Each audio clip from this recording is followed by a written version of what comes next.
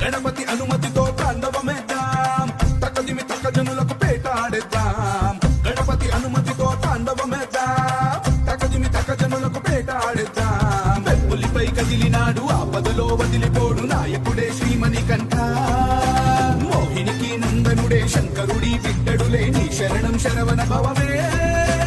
కలిగాలిని బంధించి విజయాన్ని అందించి వరమిచ్చి